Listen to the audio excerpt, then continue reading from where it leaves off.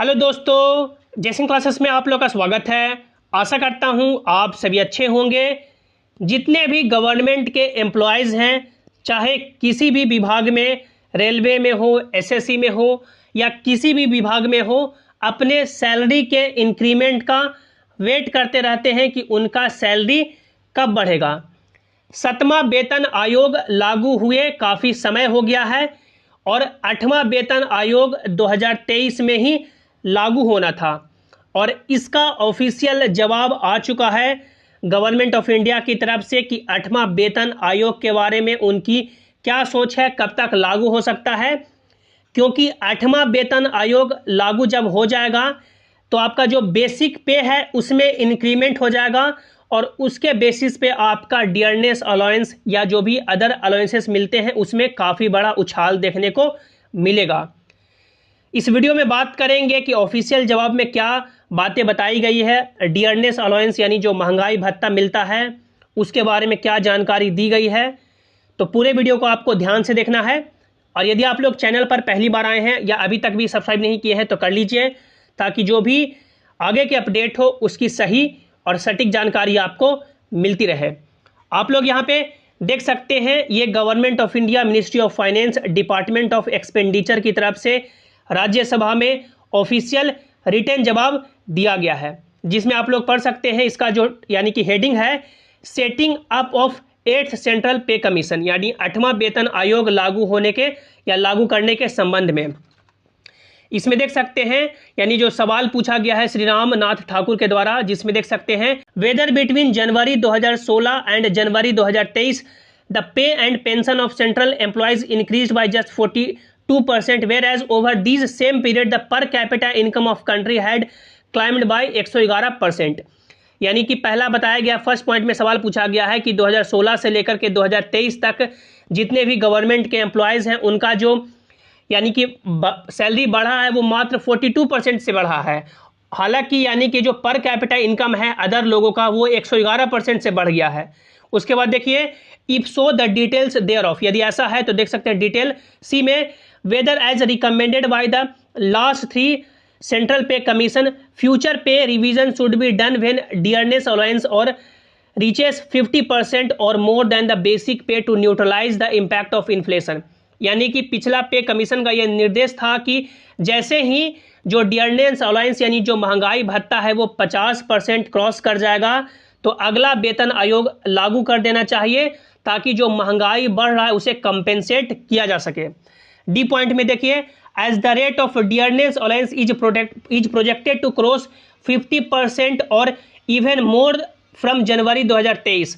यानी ऐसा प्रोजेक्शन है कि जो डियरनेस अलाउंस है वो जनवरी 2024 में 50% का जो आंकड़ा है वो क्रॉस कर जाएगा। क्योंकि अभी डियरनेस अलाउंस 42% है, जुलाई में आपका ये बढ़ने वाला था 46% हो जाएगा, फिर जनवरी में यानी 50% का आंकड़ा है जो क्रॉस कर जाएगा। तो इसमें पूछा जा रहा है कि whether the central government propose to set up 8th central pay commission if so details there of, यानी कि यदि क्या तो इसके बाद जो भी यानी कि सेंट्रल गवर्नमेंट है 8वां वेतन आयोग लागू करने की सोच रही है। यदि हाँ तो इसका जवाब दिया जाए, या जो भी है इसका जवाब दिया जाए।